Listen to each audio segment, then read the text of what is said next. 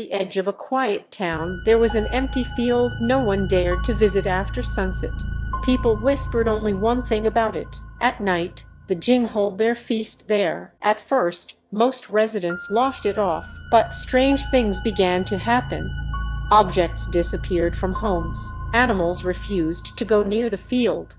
Dogs howled in terror at midnight, then ran away as if chased by something unseen. Sometimes, late at night, people heard it, drums, laughter, and distorted voices coming from the darkness. One evening, 5 friends decided to prove it was all nonsense. Their names were Daniel, Mark, Ethan, Lucas, and Ryan. "There's no such thing as Jane," Daniel said confidently. "People just scare themselves."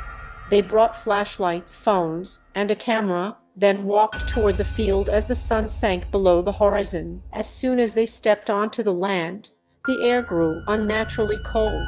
There was no wind, yet the grass moved as if something invisible passed through it. Around midnight, they heard it.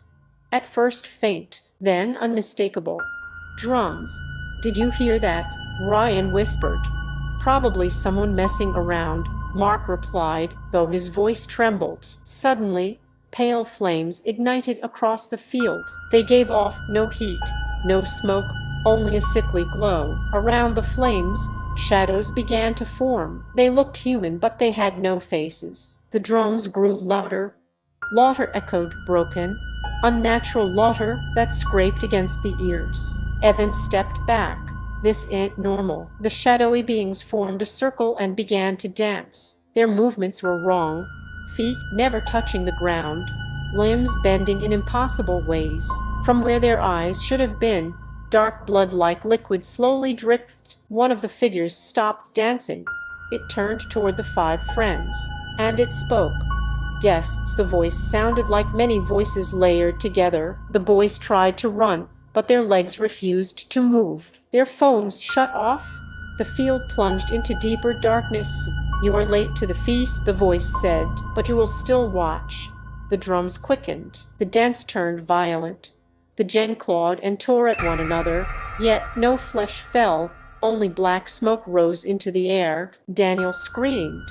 A giant appeared directly in front of him. Its face was empty, but its mouth opened and blood poured out, dripping onto the ground. "You humans forgot us," it whispered, "but we never forgot you." The creature pressed its hand against Daniel's chest. Daniel collapsed. Suddenly, the others found themselves lying on the ground. Morning light touched the sky. The field was silent. No flames, no drums. But Daniel was gone. Police searched for weeks. There were no tracks, no signs of struggle. It was as if Daniel had never existed. Months passed.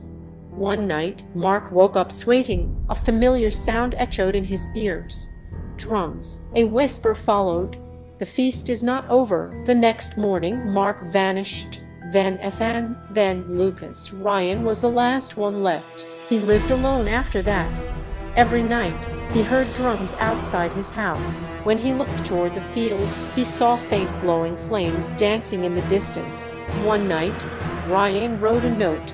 "If anyone finds this, the Feast of the Jinn is real. They invite humans as guests, but no one ever returns." The next morning, Ryan disappeared. The field still exists, and every night the feast continues. The end.